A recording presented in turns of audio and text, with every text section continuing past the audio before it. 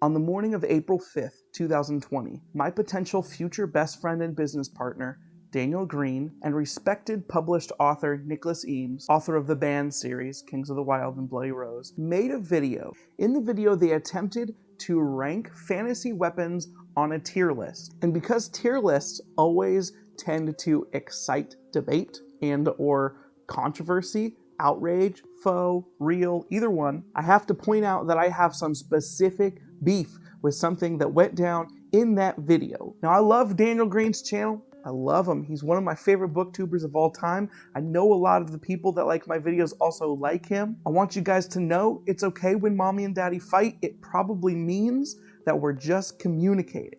And I want to point out in this fight that I am literally arguing about a difference of one tier. There was something that Daniel gave A tier that should most certainly be S tier, and I'm here to have to set the record straight and prove my good buddy and friend that he just made a mistake. Everybody makes mistakes. Nobody's perfect. Some people may even say that I'm being a little bit petty about this. And if you want to know the real answer, you bet I am. This is petty as frick. This is your boy, Michael Hatboy Standerson Knipp. Let's just get into it. Unfortunately, due to the nature of this discussion, I am going to have to talk spoilers for the Stormlight Archive series. I'm going to have to mention some brief things from all three books, so if you are not caught up on that series, I apologize. I don't want to spoil things for you, so you should turn away now. But I really do have to set the record straight. Daniel, my dude, you forgot some major things. All right, now that I've got my spoiler warning out of the way, let me play you the clip of Daniel and Nicholas talking about a specific weapon from the Stormlight Archive. Let's roll clip now. Please subscribe to my channel if you aren't already. Now we have one that I picked that I thought would be an interesting choice, and that's Syl from the Stormlight Archive.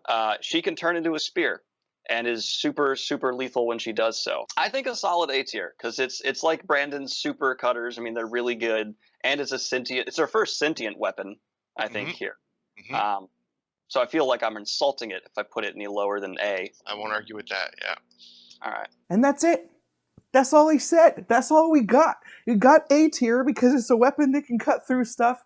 They said it's a sentient weapon. Yeah, dog, that is true. But you forgot some very key elements with Syl, my dude. Sylphrena. You're doing Sylphrena real dirty. So, as a sentient weapon, it does seem a little bit disingenuous to even talk about her this way, but let's start. For Sylphrena to become a weapon, she needs to be bonded with Kaladin. Not to dive into the entirety of the magic and religious system of that series, but one could make the argument that pretty much all of Kaladin's powers come from Syl. Now, this could be something that we could pick apart, but let's just talk about this. What are some things that Syl adds to the table? Well, super fast healing. The ability to use Stormlight to essentially become a Captain America.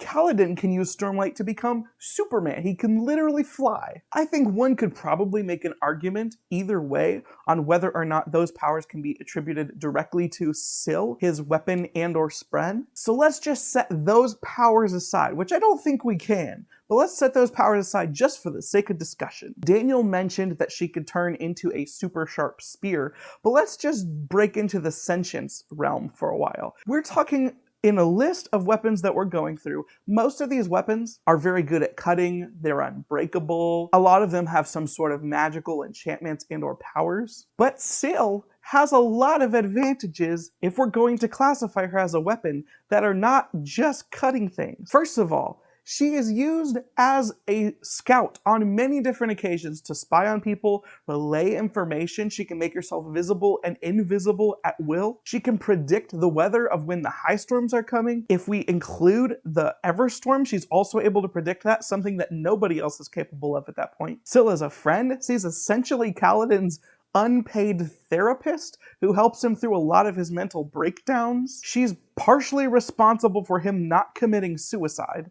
Largely responsible for him not committing suicide. Because of her ancient nature, she's able to understand things. Her memory is spotty, that's true, but she is able to understand things that no one else can about the history and religion and powers that be that Kaladin just doesn't know. And she passes this information to him along the course of the story in ways that are super, super helpful. If we're talking about like iconography or weight behind something, we could also say that she is literally the Stormfather's daughter. She's like a princess of Shadesmar. She's funny and helpful. To merely boil her down to a sentient, sharp stick is so degrading, and she has so many other positive aspects to her than just being a weapon. But oh my goodness, we could throw all of that out of the window. We could ignore the powers. We could ignore her uses as a friend, a companion, a spy, an information gatherer, a history book. We could ignore all of those things, and she still deserves S tier in one of the most glaring ears. Daniel, if you ever see this video, I know you have a lot on your mind. You're talking to Nicholas, and you have a lot of things to go through, but you dare dirty, dude. You dare so dirty when you said that she's just a sharp spear. In the reveal of the climactic battle in Words of Radiance, we find out that she's literally capable of shifting to any weapon and potentially other tool. We see Wendell turn into a staff. We know that she has the capability of turning into essentially any like 1 to 2-handed object to serve the needs of the person she's bonded to. She switches between being a sword and a spear and a shield and a knife and a different shaped sword. I believe she also says she's capable of turning into a bow. I truly believe that on top of anything else that Syl is capable of doing, which is a vast amount, Syl deserves to be S tier because she could turn into anything at the demand of the person she's bonded with. If he's swinging mid-swing and he needs to change from a sword to a shield, it happens instantly. That is the most useful weapon I've ever heard of. She has the ability to switch if Kaladin's gonna hurt himself, to switch forms to something less dangerous.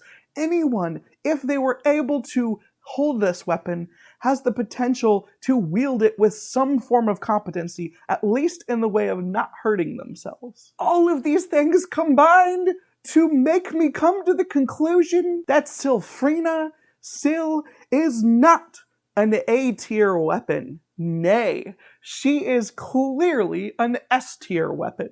Daniels Greene, I demand an apology to Brandon Sanderson and your fans for this glaring omission. I love you so much. I love your channel. Thanks for all of the fun. I will continue to watch your videos and promote your channel, of course. This is all just for goofs, except for the part where it really isn't and you did Syl dirty.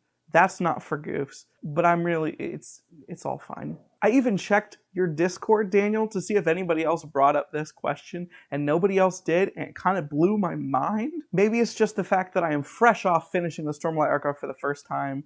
I don't know, but yeah, I really do think you made a mistake there, but that's what tier lists are for. Starting discussions and fun little internet clashes. Thank you guys for watching this video. I'm going to link Daniel's video down below. Did you guys see the video? Did you have any problems with what he said? Did it bother you how he did Syl so wrong? If you'd like to see more videos from me in the future, I know this is a weird one. I've never done something like this before. Please subscribe to the channel if you want to see me talk about Stormlight or any of the other things that I'm reading. I do read a lot of fantasy and science fiction. Please leave me a like, and if you think that I'm wrong in attacking Daniel so viciously, you can leave me a thumbs down as well. Interaction is appreciated. I love you guys all. Have a great day. Love you, Daniel. No one ever get enough. Always looking out tired, sleep. No one ever get enough. If I don't show up, I might get fired. Sleep. No one ever get enough. Always looking out tired, sleep. No one ever get enough. If I don't show up, I might get fired.